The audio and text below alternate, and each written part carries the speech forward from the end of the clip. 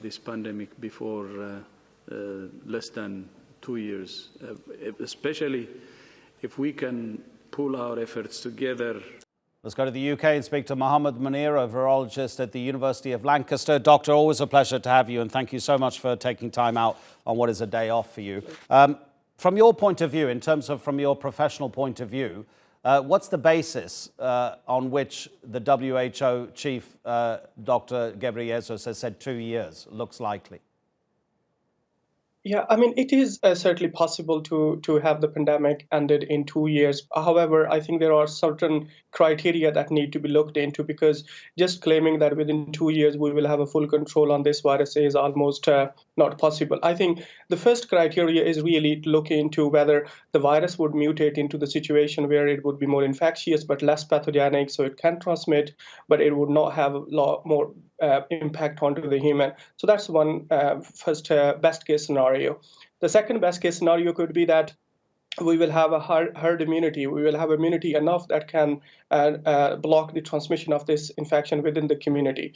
That's the second best case scenario. And the third best case scenario I would put into that we will have a vaccine that is good enough to have at least 50% protection against transmission and the spread of this infection. So until any of these three scenarios are not accomplished, I don't think that we will have a full control on this pandemic. So pandemic might be diluted, but I think we are going to live with this virus for a longer time.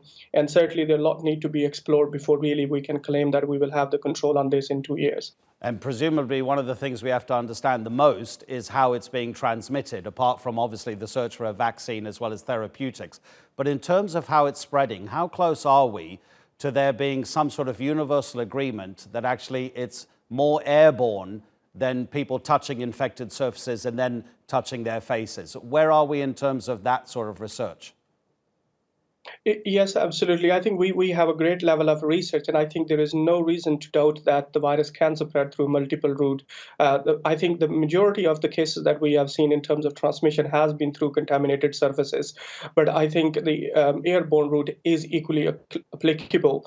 However, WHO hasn't been as clear as they should have been. I mean, here in the UK, we have had a great debate, and I think the airborne transmission has been one of the routes that has been ignored from the beginning, especially when we talk about indoors confined places, because viruses normally like to live in the damp places, wet places, and the high humidity environment. So therefore, the airborne impact onto the transmission is a lot more than what we have initially anticipated.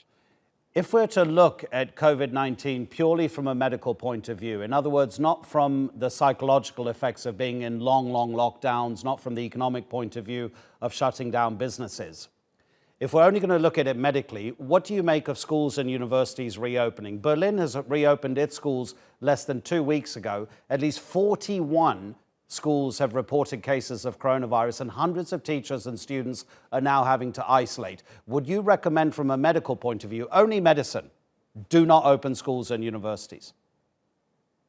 Adhanom, I think this is the most challenging thing for any government to think about, opening schools and the universities. I mean, we are an integral part of the university, and we are critically looking on to how we can open the universities in a fair way. But in opening schools is even more complicated because of the age of the children. I personally think that the threat that we are having around the globe, there is certainly a lot more impact in the coming days if we're going to open the school, not just because the children are equally likely to be infected. Of course, they might not have the disease the way the elderly people and adult people do, but they equally play the role in shedding the virus and getting other people in transmission. So you can assume that children, when they come back from school to their families, back to their parents, they're going to be spreading the infection, and then the cluster would start to appear. And if those are not contained very well in time, these clusters will morph into an outbreak, and that would bring the situation as we have been in March and April.